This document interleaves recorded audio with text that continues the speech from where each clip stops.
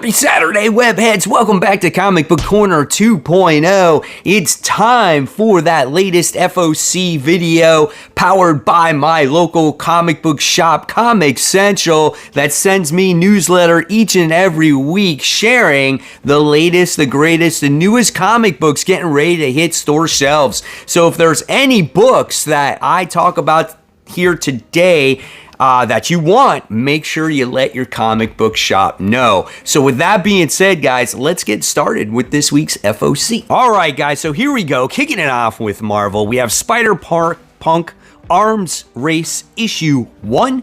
So Row 1 Rights is a foil and will be priced in a comparison to recent Marvel foils that have been released, just so you guys know. At least that's what my shop is doing here. If you guys are a fan of Hobie Brown, you might want to check this one out. Obviously, the character has gained more popularity in the past year or so because of, Miles' movie, and I think that's pretty cool. Cody Ziegler writes this comic book, so if you're a fan of Cody Ziegler's writing, you might want to check this out. He did write the last Spider-Punk series. I wasn't a huge fan of it, but you know what? We'll see what this one has to offer. All right, next we move on to the newest What If book, and this is What If Venom. And this is what if the Venom symbiote didn't attach itself to Eddie Brock? Where would it go? And we got a couple of cool covers here where it's got like Loki and Doctor Strange, and it's got She-Hulk, and I think that could be an interesting and fun story. What If books tend to be fun. Now, this latest run on What If books haven't been all that great, but hey, we can see what happens here. Looking forward to it. Again, some great looking covers. Next from Marvel, we have Night Thrasher. This is issue 1. If you guys who know Night Thrasher, right, he is from the New Warriors, the team back in the 90s, and he's back with his own solo series. He did have a solo series once before, so if you've never seen this character before, you might want to give him a try. Pretty cool, man. I'm excited for this one. Next, we have The Amazing Spider-Man, issue 43. This is the final fight of Gang War. It starts right now. What do you guys think of Gang War? For me right now, at this point in time, there's just lots of action, no real in-depth story. I love the way it started off. We're going to see how it ends and what the ramifications are going to be going forward in the Spider-Man universe. Cool variant covers here with a Mark Bagley one where Spider-Man's on a TWIP logo. I think that's pretty cool, man. All right, and then next we have The Deadly Hands of Kung Fu. This is issue 3. A Gang War spinoff. This one has been okay. It's kind of like Shang-Chi, in the shadow of his father, what he would and wouldn't do in a case of a situation that a war erupts. It's been all right, like I said. A little bit predictable based off of what I read in the first issue, but we'll see where it continues to go. Next, we have The Fall of X. This is issue 2. You know what? I think we got I think Polaris is showing up in this issue at the end of the last issue, which could be kind of cool. But when it comes to the Fall of X and the rise of X and all that stuff, I don't know. We'll see. I just feel like we just need to start over already, and let's just get on to a good jumping on point when it comes to the X-Men here. Always some pretty cool variant covers when it comes to the X covers, but yeah, story-wise, it's just been kind of mid for me. Next, we move on to Miles Morales Spider-Man. This is issue 16. Miles makes his final stand in the Gang War. So this might be the last book that is tied into the whole Gang War stuff here. He's going to be doing battle against Hobgoblin. He's going against the Prowler as well in this issue also. So really cool stuff. Cody Ziegler's been a little bit repetitive with his Miles Morales stuff, but it's the best Miles that I've read in quite a while. And I heard that he's going to be actually leaving the book, which is a little bit disappointing because I feel like he's just getting started with the character and it was interrupted with this event. So, and now he's going to kind of end it off. So I'm curious to see who's going to take it over. All right, so next we go into a facsimile edition. So we have, it comes in a foil and a non-foil, and we have Marvel Superhero Secret Wars. This is issue 2. So if you guys collect facsimiles, if you collect foils, you might want to check this one out. It would be kind of cool if they reprinted all of Secret Wars for people to read. I think that would be awesome. And then make it either a foil or a non-foil instead of just releasing the random issue 2, right? I mean, that's just my opinion there. All right. And then next we have Spider-Gwen Smash. This is issue 3. This has surprisingly been pretty good. It's been entertaining as we have Gwen Stacy doing battle against a mysterious Hulk, and we don't know who the Hulk is, and it's a stalker of Dazzler as well, so she's in the book. And I think what this does is this leads to Gwen going to the main Earth. Now, I'm curious to hear in the comments below, do you want to see Spider-Gwen go to the main Earth and stay there? The last time we did that, it was with Miles, and I feel like that's hurt the character a lot. Will this hurt Spider-Gwen as well? I guess in time, we shall see.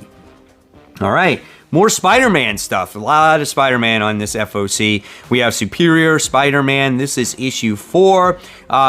So he's recently got the memories back of him being Superior Spider-Man again. He's like reactivating the base. He's reactivating all his spider minglings and things like that. I like this book. I love the way Dan Slott writes Otto Octavius. He makes them very old-fashioned. I've said this many times. I like the artwork in this series as well. Definitely worth the pickup in my opinion here. We'll see how this actually continues.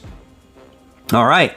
Then again, another facsimile. So Marvel continues to release these facsimiles with foil and non-foils. So we have the famous Uncanny X-Men. This is issue 268, an iconic cover with Captain America, Black Widow, Wolverine on here. Love this book. I have this book in many different versions already. Will I add to this collection? I don't know. I guess time will tell, right?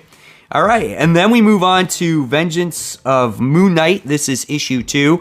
I like the first issue of Vengeance of Moon Knight. We got to see where the Midnight Mission is. There's something going on with Mark Spector. Obviously, he died at the end of the last volume, but maybe he's this new and evil Moon Knight. So we'll see where this one goes, but I'm on board with it. The artwork is absolutely beautiful in here.